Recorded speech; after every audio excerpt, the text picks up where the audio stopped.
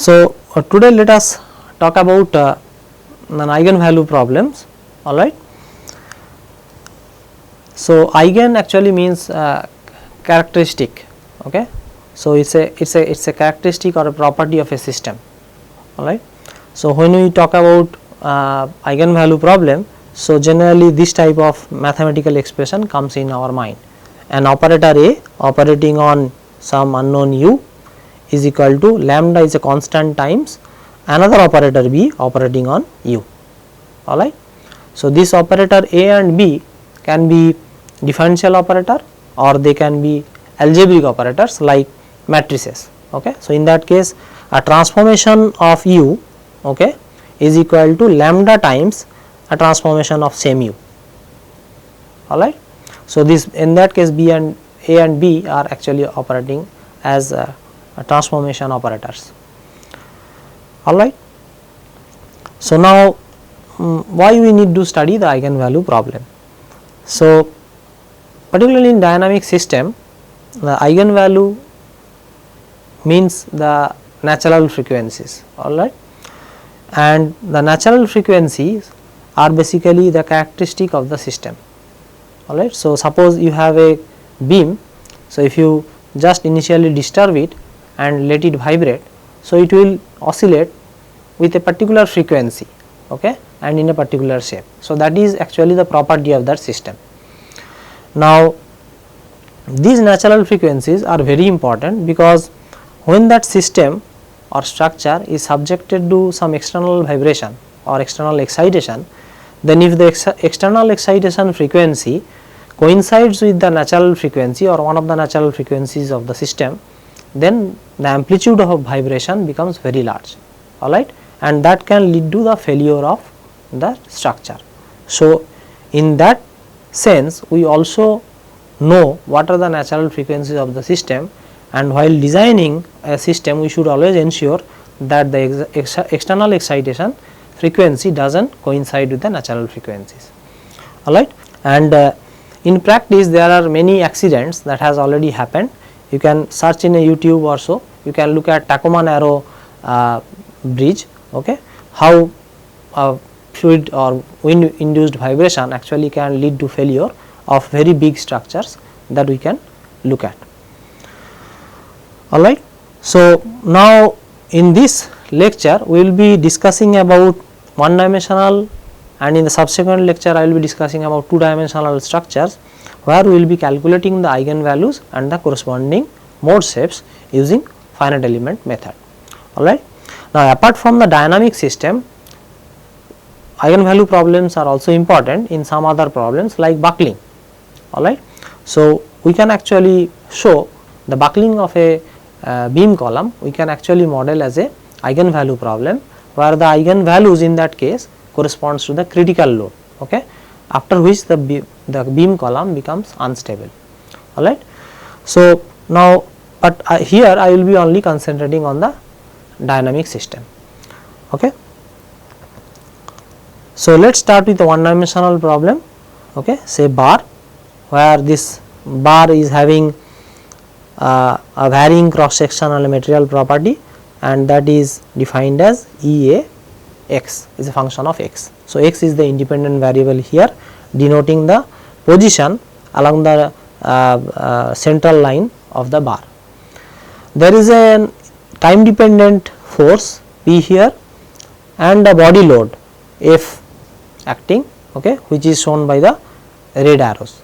Now, before going into the solution, actually let us derive the governing differential equation.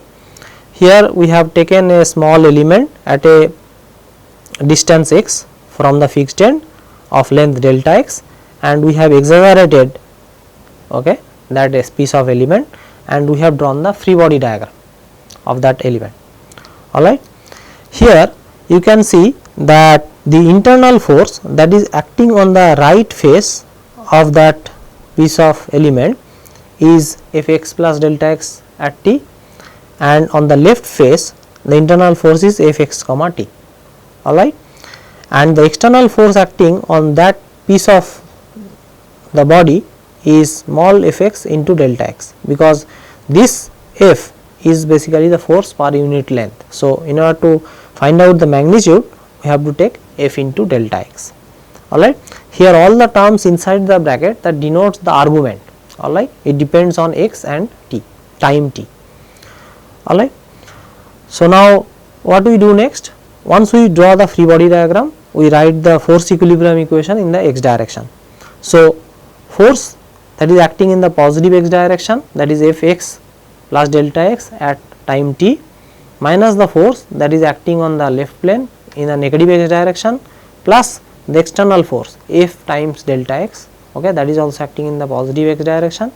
So, that is the resultant force, there is no other forces acting on it, and that is equal to mass times acceleration. Here mass is basically rho times delta x. Here rho basically is the mass per unit length of the bar, alright. So, rho into delta x gives the total mass of that element, and u double dot. So, u double dot signify del to u del t square. So, time derivatives are referred with dots, alright, and the derivative with respect to x and y will be written as subscript ux or uxx, alright. So, that is the convention that we will follow. So, here if I divide all the terms by delta x, alright, and as delta x tends to 0, we get the differential equation as del f del x plus the external force, the body load acting along the length of the beam or bar is F, and is equal to mass times acceleration. So, this is the differential equation that we get from the equilibrium equation, force equilibrium equation in the x direction.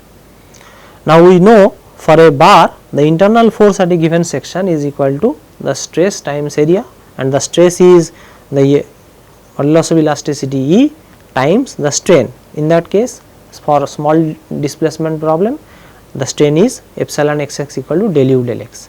So, E times del u del x, that is the stress, into the area A. So, that gives us the internal force F. So, this equation yields del of del x E A del u del x plus F x comma t is equal to rho times u double dot, alright. So, this is the governing differential equation that we are going to solve. Now, let us look at the boundary conditions. In this case, as you see, at left end your displacement is 0. So, it means that u for all time it is 0. So, u at x equal to 0, for all time t it is equal to 0. So, that is the case, and at the right end we have a force Pt, okay, that force is time dependent at x equal to L. So, what is the force at x equal to L? So, we can actually take a small piece near that end, we can draw the free body diagram, that is Pt acting in the right hand side, and the internal force, that is E A del u del x at x equal to L minus, alright, and there will be an external force associated with this, that is F into delta x, but as delta x tends to 0, this component will become 0. So, we will have E A del u del x at x equal to L minus is equal to Pt. So, that is the Neumann boundary condition. So, this is the Neumann boundary condition that we get, alright, and since we are going to solve the free vibration problem, we are not interested in the initial condition here, alright.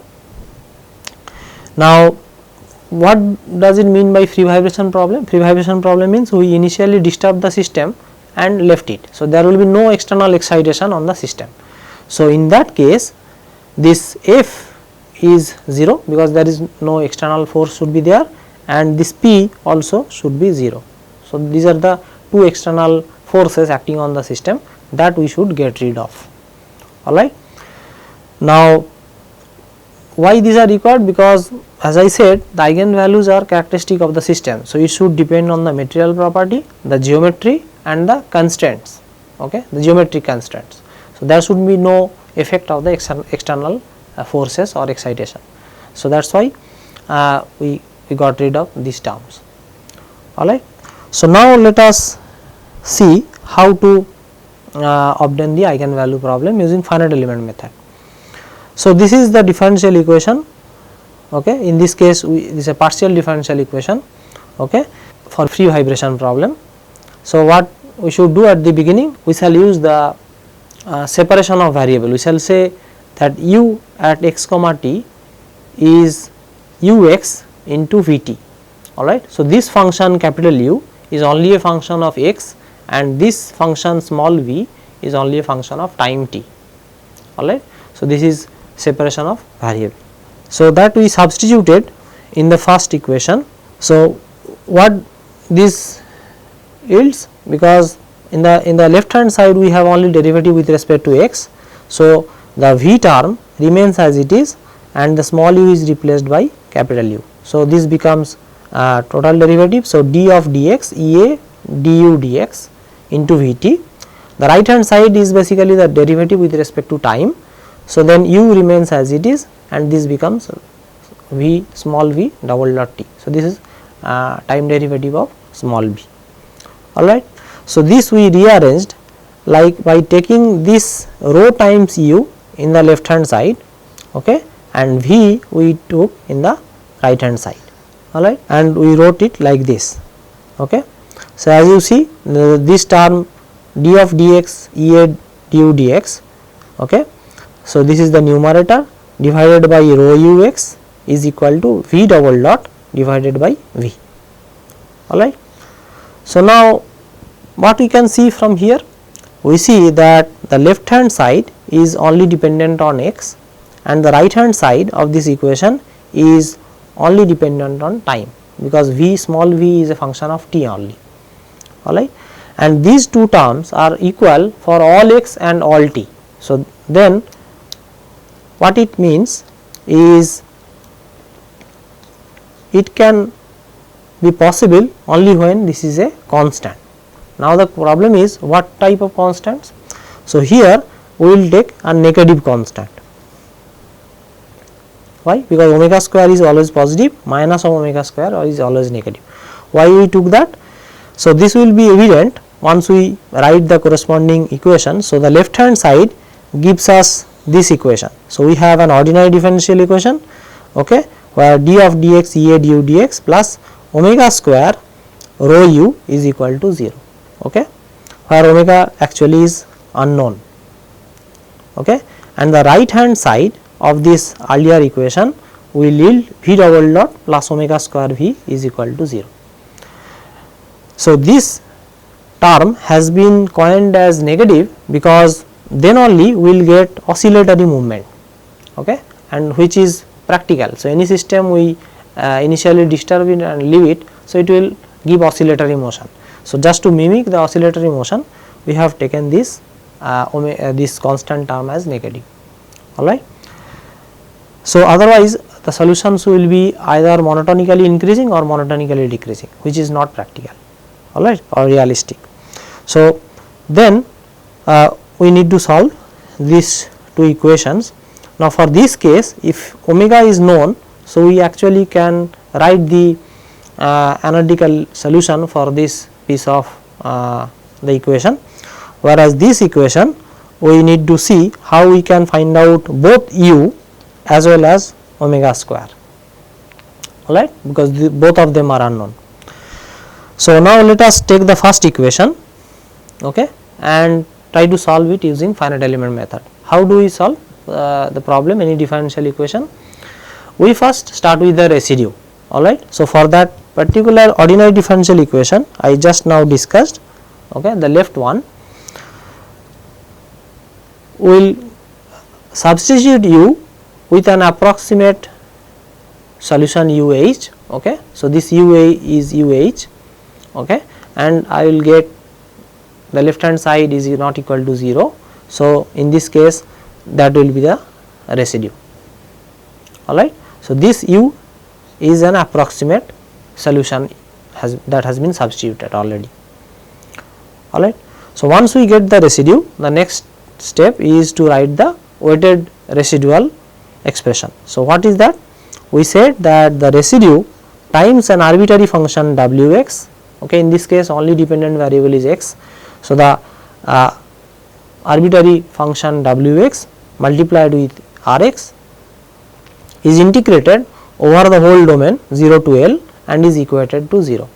So, this W is arbitrary except that where U is specified, the W has to be vanished. The same statement also is valid here. Alright. So, now next what we do? We make use of the integration by parts. So, here we have a second derivative of U sitting. So, what we will do? We will make use of the integration by parts, okay, and we will try to attain only the first derivative U and first derivative of W. So, this has also already been discussed in the bar problem. So, here we are writing EA du dx dw dx. So, that is one term, and another term will be EA du dx into W at 0 and at L. So, that has been written in the right hand side. Alright. So, EA du dx times W at L minus the same thing at 0. So, that has come as boundary condition. So, that is why we have put it in the right hand side. And the second term omega square rho u w. So, this is only to denote that it is a function of x. Okay. So, rho u w. So, that term remains as it is, and since omega is constant, we have taken it out of the integral. Alright. Now, if I look at this second term in the right hand side, alright. So, here for the problem in hand, what we started with, we said that at x equal to 0 it is fixed. So, that means that W has to be 0, W has to be 0 at x equal to L, sorry, at x equal to 0, alright. And right hand side there is no external forces, that is free end. So, that means this is also is equal to 0, because EA du dx is the internal force at x equal to L. So, both the terms are 0, alright. So, this term is not at all contributing, alright. So, we have EA du dx dw dx integrated over 0 to L is equal to omega square times rho u w dx integrated over 0 to L. So, this is the thing that we already are left with, fine. Now, that is what exactly has been written by taking care of the boundary conditions. What next? Then we will discretize the domain, we will break it into pieces and write the solution as a combination of the basis functions. So, in this case, if I start with suppose the linear say functions or linear basis functions. So, in that case we will start with the hat functions. We will write displacement u as alpha j times phi j. So, alpha j's are basically the constants, unknown constant that we are looking for, and phi i's or phi j's are the basis functions, alright. And as I said earlier, W we will take as phi I, one of the basis functions. Where from we took? We used this from the Galerkin approach, alright, Galerkin's approach. So, using the Galerkin approach, one of the phi i's that we are choosing as W, the same phi i's are representing the unknown u, alright. So, once we substitute this, so first derivative du dx, that gives us alpha j times phi j comma x. Phi j comma x is means this is del phi j del x, alright, and W del W or dw dx, that gives us sorry, this should be d, okay. So, this gives us d phi I dx, alright. So, we have calculated the left hand side. Now, what about the right hand side? Simple, just replace this as alpha j phi j and W as phi I. So, that is what we got, because alpha j are constant. So, we have taken it outside the integral. So, now this integral for the L EA phi I comma x phi j comma x, this we are terming as Kij as usual, this we have already seen, whereas this thing is new and this we are terming as Mij. Why? Because M is basically represents mass, and in this case rho actually represents the mass per unit length of the bar.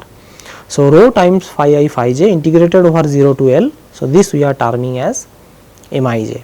So, if that is the case, so this left hand side we are getting as Kij, okay, alpha j, and the right hand side we are getting omega square Mij alpha j, alright. So, this is for W equal to phi I, W equal to phi I, that is what we have obtained. Now, if I vary phi, if I vary I from 1, 2, 3, 4, n, so all the phi i's that represents u, alright. So, if I vary I, alright, so I will get n number of equations, alright. So, this I can write in a nutshell as k times alpha. So, k is a matrix of size n by n, alpha is a vector of a size n by 1, m is again n by n, and alpha is n by 1, and omega square is the unknown. So, can you identify that this is same as the equation that I talked about at the first slide. So, this is k times alpha is omega square times m alpha. So, this is an eigenvalue problem. So, the same eigenvalue problem was in the differential form, okay, that we discretized the domain, and with the help of finite element method we obtain the corresponding discrete form of the eigenvalue problem, alright, and this piece or this system of equations we know how to handle, alright. So, we will be able to find out the eigenvalues omega square, and we will be finding out the corresponding eigenvectors for this problem in hand. Now, before going into the coding part, so I want to you to know the vibration in beams, okay. So, I will just follow the same strategies, and I will be deriving the corresponding eigenvalue for a beam problem, okay, and I will show you how to calculate the eigenvalues and the eigenvectors. So, now we are going to discuss about the transverse vibration in beams, alright, slender beams, and here we will be interested in calculating the eigenvalues and the natural frequencies and the mode shapes, alright. So, let us first derive the equation of motion for the problem in hand, okay, by considering the equilibrium, alright. So, here I have shown beam, okay, simply supported beam, one end is pinned, another end is on roller support, alright. Here the transverse load, that is qxt, it varies with time t, alright. Now, because of this force the beam is undergoing transverse vibration. Now, as usual we will take a small element at a distance x from the fixed end or pinned end, alright, rather it should be pinned end, okay. Now, that has been exaggerated in this figure below, and all the forces are drawn on that element. So, if we look at the free body diagram of this small element, we see that on the negative x plane, okay, we have a shear force, that is capital represented by capital V, is acting downward, and the moment is acting clockwise, that is mx comma t. So, all these internal forces and moments are function of time as well as space x, right. In the positive x plane, that is at a distance x plus delta x, the shear force is drawn as V at x plus delta x comma t, and the moment, bending moment, that is m at x plus delta x comma t. So, these are the internal force and moment that is acting on the beam. Apart from that, there is an external force, that is qx comma t into delta x, because qx has been assumed to be the transverse force per unit length. So, we have multiplied with delta x, alright, assuming that the length of the element is so small that qx is uniform in this element. So, assuming that the vertically upward force is qx comma t into delta x, alright.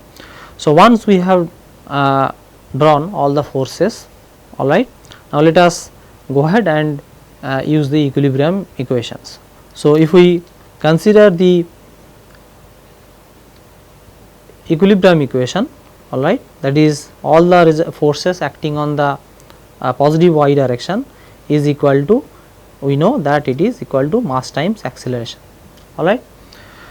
So, what are the forces acting vertically upward? That is the shear force at x plus delta x, alright, and the external force, that is q x comma t into delta x, and the shear force that is acting in the negative x plane, that is in the vertically downward direction.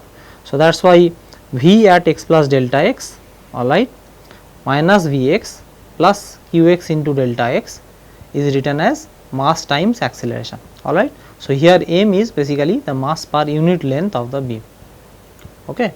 So, that is why m into delta x, that represents the mass of this element. Now, V at x plus delta x comma t has been written as V at x plus del V del x at x into delta x, alright, neglecting all the higher order terms. So, that has been substituted in place of V at x plus delta x comma t, alright. Now, we see that these two terms are getting cancelled. So, we end up with del V del x plus q x comma t is equal to mass times acceleration.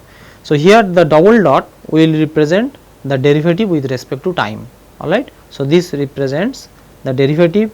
So, del 2 y del t square, alright, and what is y? Y is basically the deflection of the beam in the y direction. So, y is a function of x comma t. So, that is what represents the response of the beam, alright.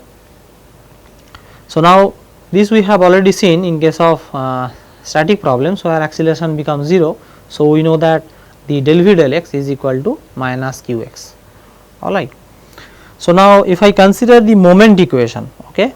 So, we will in this case we will consider the moment about the left lower corner, alright. So, say a point, alright, about this point we will consider the moment. So, we see that m at x plus delta x acting in the anti-clockwise direction, m at x comma t acting in the clockwise direction, and about point A, v at x plus delta x is acting, is creating a moment anti-clockwise, and similarly q at x comma t into delta x, that force is also creating a bending moment in the anti-clockwise direction.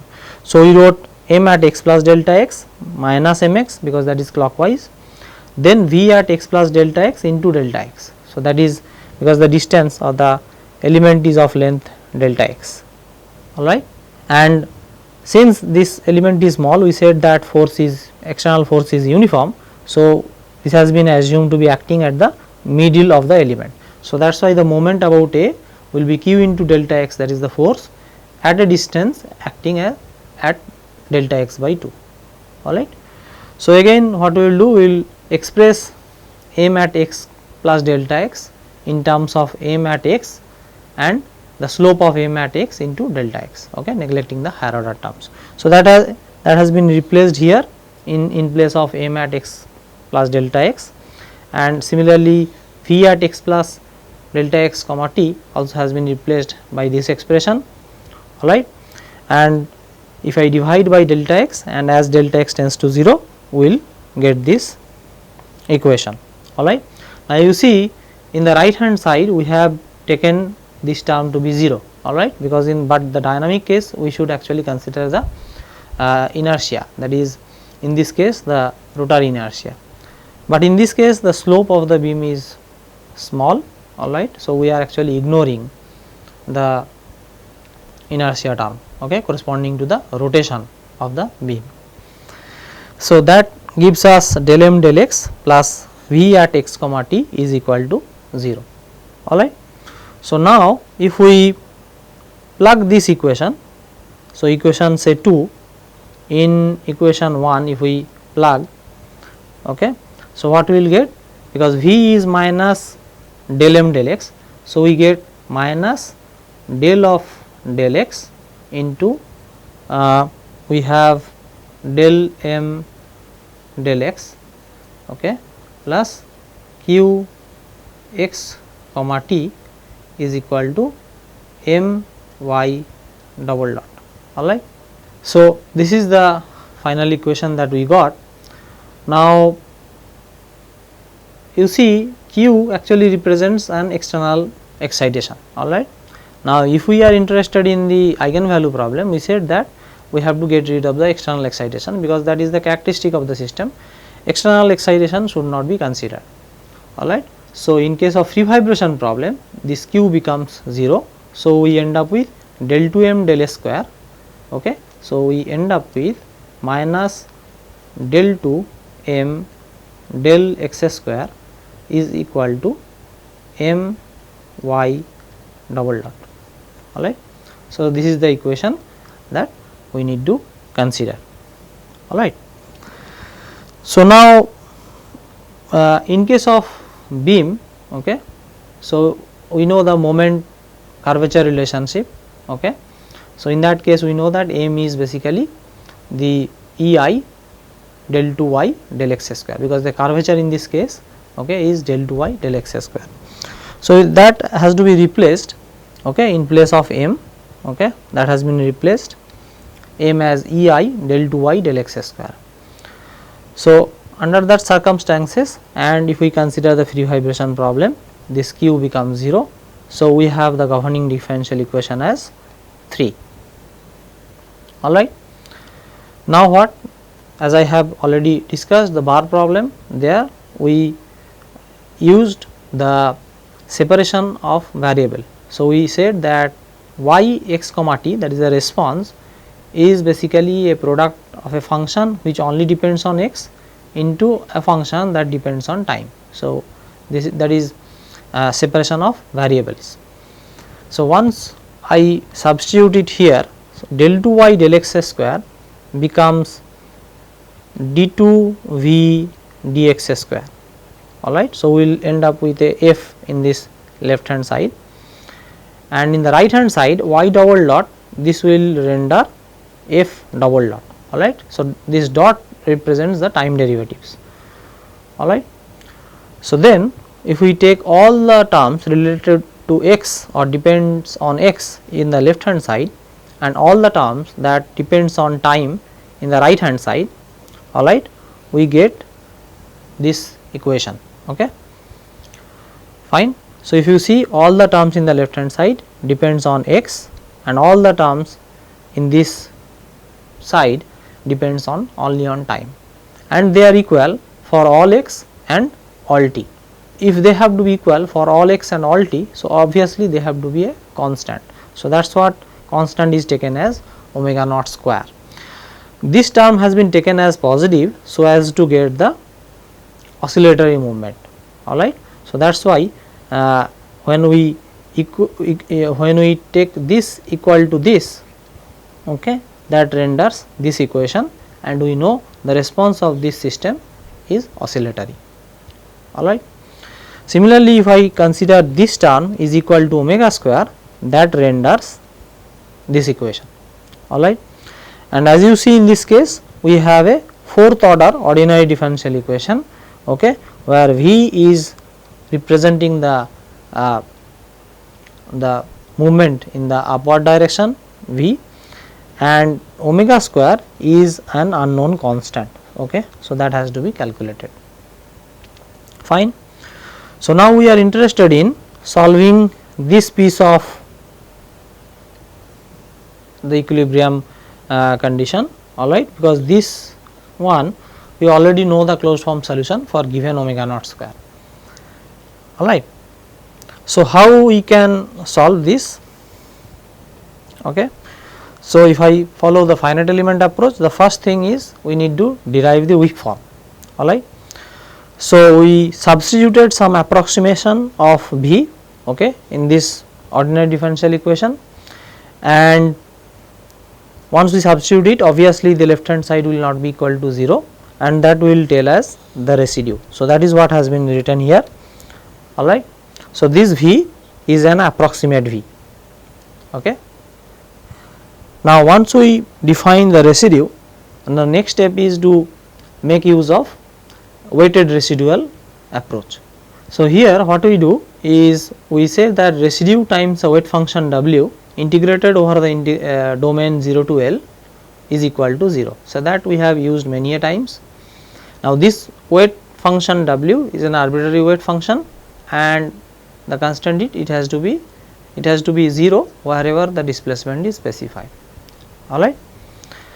Now, in this case, if I substitute R, okay, that has been discussed in the earlier slide. So, we will end up with two terms. One is the first term, that is contains the fourth derivative of V, and the second term that contains omega square. Okay. Now, we have written both the terms separately. Now, in this case, here we have a fourth derivative of V sitting. Alright. So, what we do next? We use integration by parts. Alright. This we have done in the beam problem also. In this case, we will integrate it by parts twice. Okay. So, that we have a second derivative in V and a second derivative of W. So, once we use the integration by parts twice, we will have one term like this, okay, which contains second derivative of V and second derivative of W, alright, and two more terms, okay, which becomes the boundary conditions, alright. So, this contains dm dx into W. So, this should be dm dx into W, alright, at 0 and L, and this is basically m into the slope, moment into the slope at L minus the same at 0, alright. So, these two will come while we do the integration by parts twice of this term, alright. Now, this term, the second term, here it remains as it is, okay. Only the thing is, since omega square is constant, we have taken it outside the integral, fine. Now, if I look at the problem in hand, we said that if I start with the simply supported beam problem, where the displacement is fixed at both the ends. So, if I look at the simply supported beam, at both the ends the transverse displacement is fixed, okay, because both the ends are pinned, okay. It allows rotation, but it does not allow transverse deflection. So, that means the displacement V is 0 at both x and L, okay, and L, alright. So, if displacement is specified at x equal to 0 and L, so obviously W has to be 0, okay, at x equal to L. So, that this term completely vanishes. Similarly, if I look at the pinned ends, okay, because pinned end cannot support moment, so obviously this part will vanish at both the ends. So, both the terms, okay, at these two boundaries will vanish. So, we are left out with only two terms, alright. So, now this has been written here, okay. So, this is the first term and this is the second term. This term you have already seen in the static problem while discussing beam problems. Only the new contribution here is basically the second term, okay, where we have a mass sitting in here. Once we have the weak form, okay, this if you remember, this is the weak form, alright. Why? Because in this case we have fourth derivative of V sitting, alright, but in this case we have only second derivative of V sitting, alright. So, in that case the basis functions that we will be choosing for representing V, that will be C1 continuous, alright, because del V del x has to be continuous. Now, let us go ahead and see how to solve the rest of the part. Here we started with the weak form, alright, and we have chosen the Hermite cubic polynomials. If you remember these for beam problem, the basis functions, okay, need to satisfy the C1 continuity. So, in that case we have to satisfy two constraints at each node, the value as well as the slope. Okay. So, that renders 4 constraints in a given element on a given basis function. So, that is why you have to start with cubic, and those basis functions we call as Hermite cubic polynomials. So, these phi j's we have chosen as Hermite cubic polynomials, and alpha j phi j represents V. Okay. Say j goes from 1 to n. Alright. So, if we have n number of elements, then we know that the total number of degrees of freedom will be 2n plus 2. Alright. N represents the number of elements, not the degrees of freedom. Alright. Now, as usual, we will take the same phi i's, okay, as weight W, because we have seen that following Galerkin principle, following Galerkin's approach, these same basis function that we use to represent displacement, the same are chosen as the weight function. Alright. So, if I choose W as phi I, alright, the first derivative del 2 V del x square will yield phi j comma xx. So, this represents del 2 phi j del x square. Alright. So, that is has been written as j comma xx. Alright. So, this represents derivative with respect to x twice. Similarly, this W when I replace with phi I, so I end up with phi I comma xx. So, we get the integral E I phi I comma xx phi j comma xx dx integral over 0 to L. So, that is what we have obtained here, and since V is alpha j phi j, so the alpha j has been taken out of the integral and the summation is written from j equal to 1 to n. So, in this case it will be 2n plus 2, n is the number of elements. Alright. Similarly, in the right hand side, when we replace W as phi j, so we get when we replace W as phi I, so we get phi I into phi j. So, here the alpha j is also taken outside the integral. So, now the left hand side, if this integral, if I write as k I comma k I j, and this integral if I write as m I j, so what this yields? This yields k I j alpha j is equal to omega naught square m I j alpha j. Alright. So, this is the ith equation, because we have substituted W as I. Alright. Now, if I vary I as 1, 2, 2n plus 2, then I will get 2n plus 2 number of equations. Alright. And that as a matrix form. So, I can write k times alpha is equal to omega square m alpha. So, this is exactly the eigenvalue problem we see in the linear algebra. Alright. And that we can actually solve, okay, to find out the eigenvalues and the corresponding mode shapes. So, here we will see how to solve a beam problem, alright, considering the stiffness matrix and the mass matrix for the problem in hand. So, this part is already known to us. Here we have taken the variable xi in a given element. So, I am taking the kth element which ranging from xk to xk plus 1. So, these are the coordinates. Okay. So, this is the kth element. Alright.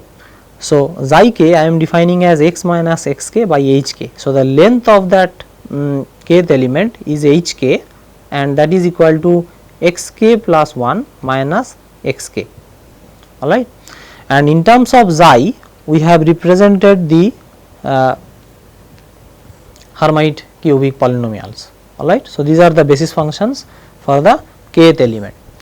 Now, if I follow the definition of the stiffness matrix, element stiffness matrix, we get Ei double derivative of Ni double derivative of Nj dx integrated from xk to xk plus 1. So, this is the stiffness matrix for the kth element. Alright.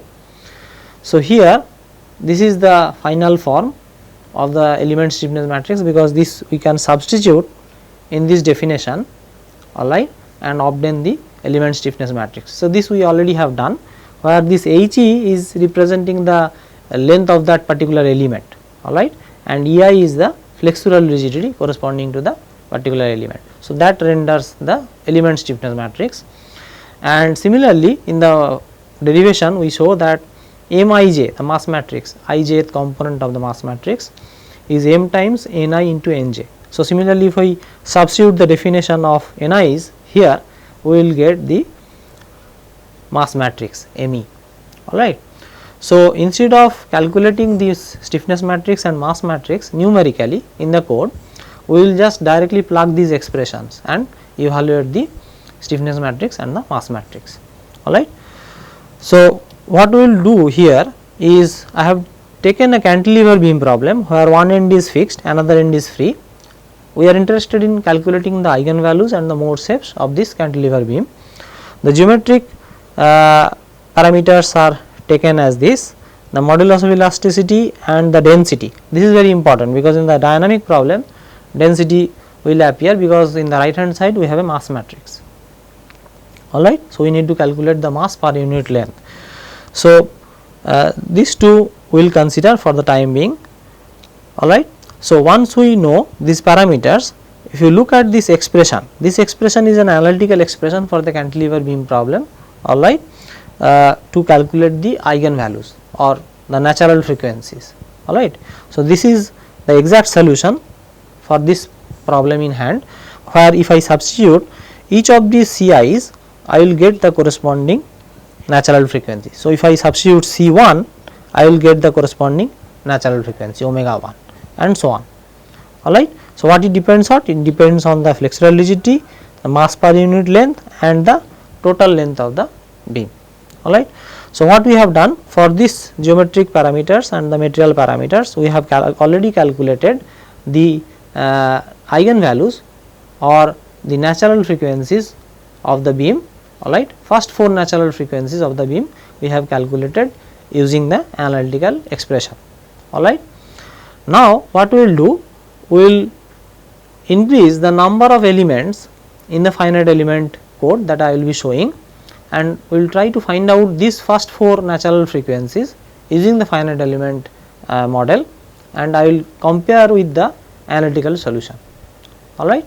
So, here I have shown a very small piece of code where we have calculated the eigenvalues, alright, and the mode shapes of the given cantilever beam, alright, using a finite element method. So, these are the properties that I have already defined, alright.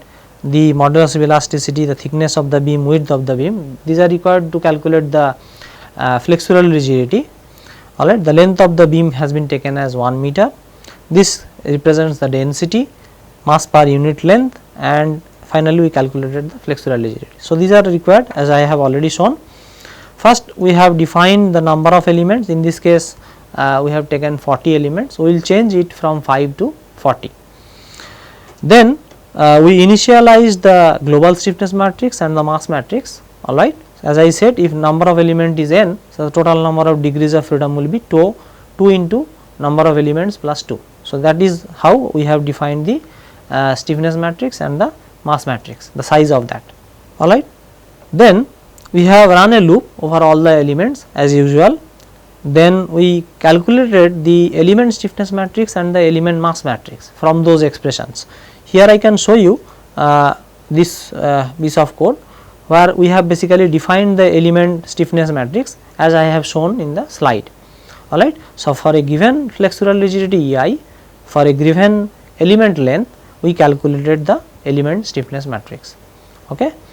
So, that has been taken care by KE, and we similarly calculated the mass matrix, okay, and we injected or added the contribution of this element stiffness matrix and the element mass matrix in the global stiffness matrix and the global mass matrix.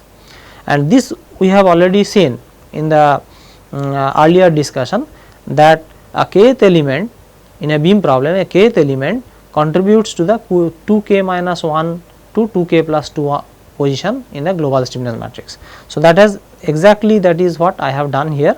Okay, I have defined a vector ranging from 2k minus 1 to 2k plus 2, and I have added the element stiffness matrix in particularly that position of the global stiffness matrix and the global mass matrix. Alright. So, once we attain the global stiffness and mass matrix, I just enforced the boundary conditions here. Alright. Here the displacements are constrained. So, for a cantilever beam problem, we have the displacement at x equal to 0, the slope at x equal to 0. So, those are enforced through this boundary condition. Alright. Now, in eigenvalue problem, we actually need not enforce the boundary condition, because in that case what will happen, some of the eigenvalues will turn out to be 0. Okay. We simply have to ignore the corresponding mode shapes, okay, because as they will represent the rigid body mode. Alright. Now, here after that, once we enforce the boundary condition, we calculated the eigenvalues, okay, and the eigenvectors. V contains the eigenvector, D contains the eigenvalues of this problem, that is k times alpha equal to omega square m alpha. Now, Eij is the default function in MATLAB that you can invoke to calculate the eigenvalues. Now, once we calculated the eigenvalues that represent omega square, so we took the square root of that, okay, and we have sorted the eigenvalues, okay, so that we can collect only the first 4 natural frequencies. Alright, and we have finally plotted the mode shapes. Fine. Now, I will run it once, okay, just to tell you that it does not take much time to solve this trivial problem. Alright, and we calculated the first 4 natural frequencies and the corresponding mode shapes. Alright. So, now let us go back and look at the results. Now, as you see here, when we took 5 elements, as I have shown in the code, the number of elements actually you can vary. So, if I take 5 elements, okay, the first natural frequency is close enough to the analytical solution, second natural frequency is also close enough to the finite element solution, but the third and fourth natural frequency as calculated from the finite element solution is not close enough to the analytical solution. Alright. So, then we increased the number of elements to 10, and we observed that first 2 results are almost same, whereas the third natural frequency has come closer to the analytical solution. Similarly, the fourth one also has come closer to the analytical solution. Alright. So, as I increase the number of elements, okay, as you see, gradually all the 4 natural frequencies converged to the analytical solution. So, what does it mean? It means that when we are looking for first 4 natural frequencies, we have to continuously increase the number of elements, or we have to continuously refine the domain until and unless the highest natural frequency, that is the 4th natural frequency in this case, converges. Alright. So, till then we have to continuously refine the domain. So, this we have to do whether we use our own code or our any commercial software. So, this has to be ensured that the highest natural frequency has converged. Here we have shown the mode shapes. So, the blue line shows the first mode, alright, the red one shows the second mode, alright, and this green one represents the third one, and the purple one represents the fourth mode. Alright. So, using this formulation or using this technique, we can actually understand how finite element works, okay, in case of eigenvalue problems.